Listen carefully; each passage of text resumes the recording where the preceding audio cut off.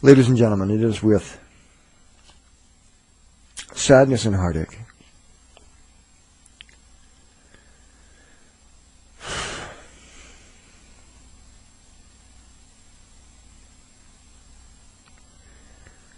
that I bring you the show today. It was learned that on Saturday, March 24th, Yvette Eastman passed away.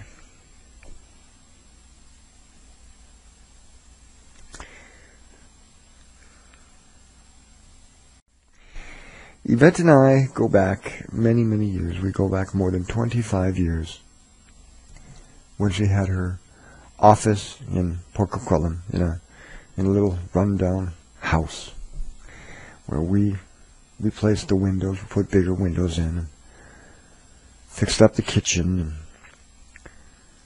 and tidied up the inside. And we held classes there.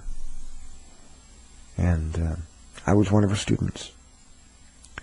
I was one of her lucky students. I took training from Yvette, the basic in reflexology, and then I went back to learn the medium, take the medium class, and then I took advanced reflexology from her as well. I loved it so much I went back and learned to touch for health. And it was through Yvette that I learned, I was introduced to Dr. John Thie, the creator of Touch for Health. And from that little office, she would ply her trade. She had a I think it was an old Nissan Pathfinder, an old Nissan truck, and had a big wooden foot on it. Remember that? Anybody that knows Yvette would remember that wooden foot on the top of her car. And she'd be flying around town and just loving life, having a great old time. And I have been in classes with Yvette when she was teaching her basic and intermediate class over a long weekend. So it would be a Friday night, Saturday, Sunday, and Monday. And there would be 50 to 60 people, students, there. And she packed that little hall. It was a hotel room. She packed that hotel room consistently for many, many years. I was fortunate enough to be one of the teacher's aides or teacher's helpers. And so I've seen what Yvette could do with a crowd of people. It was magical.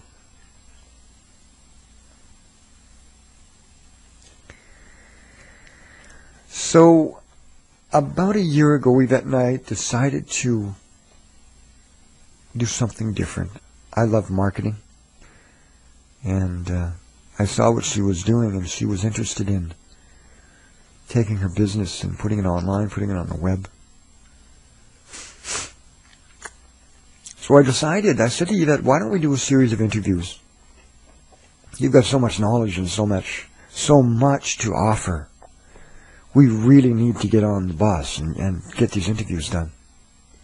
And she agreed. We had a couple of Skype interviews and a couple of interviews from her home in Belcarroll.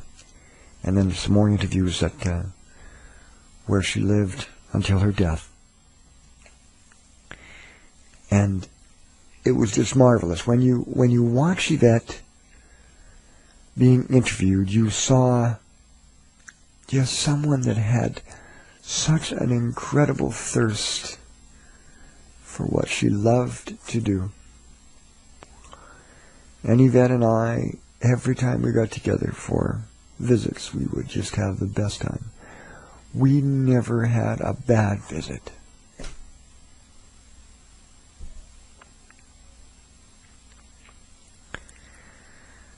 So, a few months ago, I said to her, look, you are getting on in years. You know that and I know that.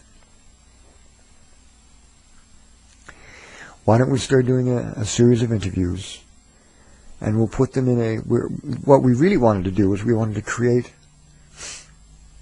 a certificate course. Yvette used to have her own reflexology college. I don't know if many of you knew this. But she was registered with the government, and she could legally teach reflexology at the college level. So this is how serious she was. She was a college instructor of reflexology. She had her own private school. And I said to her, look, let's start putting you in a series of interviews, and let's start bundling them together, these interviews, and start putting them into a collection of an incredible book or course that can come to life. Here's what we were planning to do. Yvette's work was so important that I begged her to work with me on a program, and she agreed, where we would take the accumulation of all her life's works, all of her books, and we would put them into a super course for reflexology and holistic health, and offer it to students as a certificate course on the internet. And she was so excited. You should have seen the glint in her eyes when we discussed it. We discussed marketing her products all the time. And as a matter of fact, I've got some great video of us, Yvette and I, sitting down planning her advanced reflexology class, and how what we were going to present it. Are we going to use this part in the certificate course? Are we going to use this part in the next book? So we were laying out a strategy. We were strategizing her next move, and she was so excited about it. And it didn't matter what you threw at her, she always had this innate curiosity to come back and ask you more questions about it, like, oh, I like that, so let's explore that deeper. She always made you feel like a kid, because she was just a big kid herself.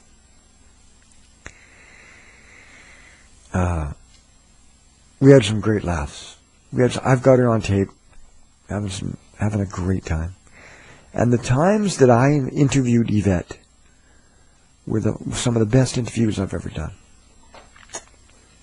We will be posting more interviews as the weeks and months go by on her blog. I convinced Yvette to create a blog that was separate from her business, because I said, people want to know you the person. Yes, you have a business side, but you also have a personal side, and I want you to start putting that out there. And she said, yeah, that's a good idea. I've got a lot of video I have to edit. I've got about 25, 30 hours of when we videoed her teaching her advanced reflexology class just a couple of weeks ago. Had a lot of fun. That was her last class that she taught. So I know that the people that knew and loved Yvette are going to miss her greatly. She was, in describing that kind of personality, in describing what Yvette is, you know how some people you can think of something off the top of your head? Just comes naturally. With Yvette, you got to pause and you got to think about it, because she was so many things. She was magical up here, and then she was practical over there. She was a combination of things that I have never seen in a human being before. And it was my great privilege to know her.